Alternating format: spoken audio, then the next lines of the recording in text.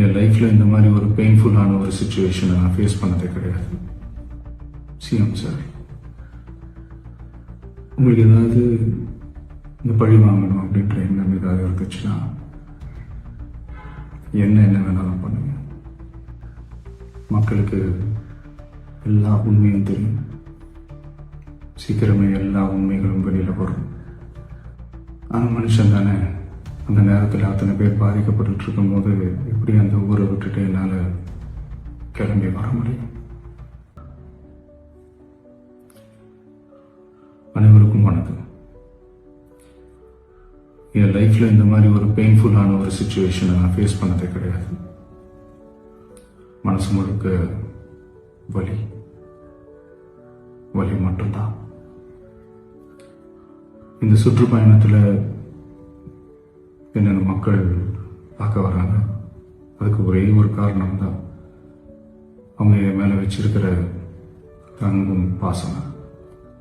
அந்த அன்புக்கும் பாசத்துக்கும் நான் எப்பவும் கடமைப்பட்டிருக்கிறேன்.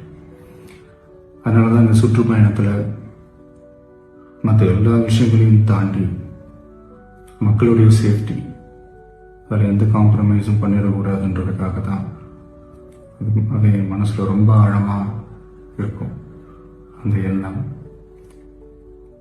அதனால தான் இந்த அரசியல் காரணங்கள் எல்லாத்தையும் தவிர்த்துட்டு ஒதுக்கி வச்சுட்டு மக்களுடைய சேஃப்டி மட்டும் மைண்டில் வச்சுக்கிட்டு அதுக்கான இடங்களை சூஸ் பண்ணுறது, அதுக்கான இடங்களை பார்த்து பெர்மிஷன் கேட்கறது, போலீஸ் டிபார்ட்மெண்ட்டில் அதை ரிக்வெஸ்ட் பண்ணி கேட்போம். ஆனால் நடக்கக்கூடாதது நடந்துருச்சு. ஆனால் மனுஷன் தானே, அந்த நேரத்தில் அத்தனை பேர் பாதிக்கப்பட்டு இருக்கும்போது எப்படி அந்த ஊரை விட்டுட்டு என்னால் கிளம்பி வர முடியும்? நான் திரும்ப அங்கே போகணும்னு இருந்துச்சுன்னா அதை ஒரு காரணம் காட்டி அங்கே வேற சில பதட்டமான சுச்சுவேஷன்ஸ், வேற சில அசம்பாவிதங்கள், அந்த மாதிரி எதுவும் நடந்துடக்கூடாதுன்றதுக்காக தான் நான் அவாய்ட் பண்ணேன்.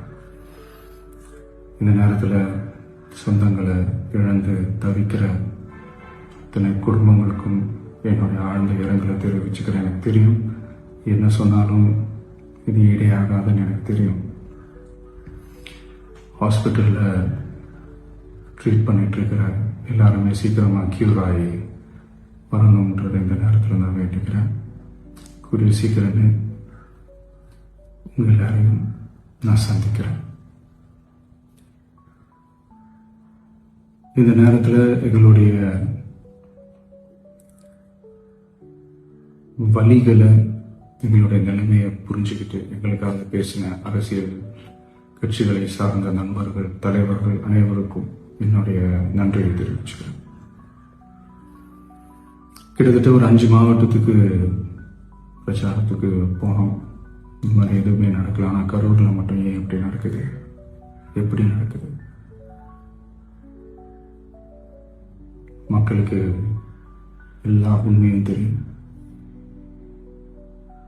மக்கள் எல்லாத்தையும் பார்த்துக்கிட்டு இருக்கிறாங்க. கரூரை சேர்ந்த அந்த மக்கள் அந்த உண்மையெல்லாம் வெளியில் சொல்லும்போது எனக்கு கடவுளே நேரில் வந்து இறங்கி அந்த உண்மைகள்லாம் சொல்கிற மாதிரி எனக்கு தோணுச்சு.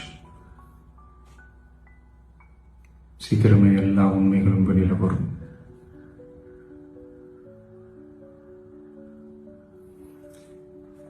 எங்களுக்கு தரப்பட்ட இடத்துல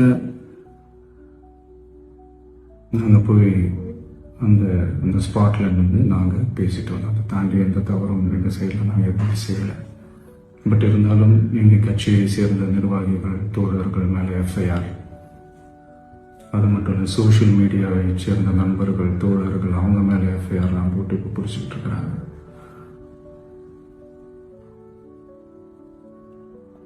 சிஎம் சார்,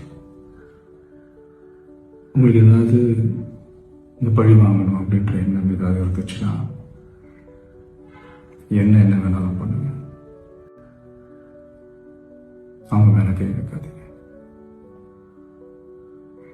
நான் ஒன்று வீட்டில் இருப்பேன், இல்லை நான் ஆஃபீஸில் இருப்பேன். என்ன வேணாலும் செய்யுங்க. நண்பர்களே, தோழர்களே, நம்மளோட அரசியல் பயணம் இன்னும் ஸ்ட்ராங்கா, இன்னும் தைரியத்தோட கண்டினியூ ஆகும்.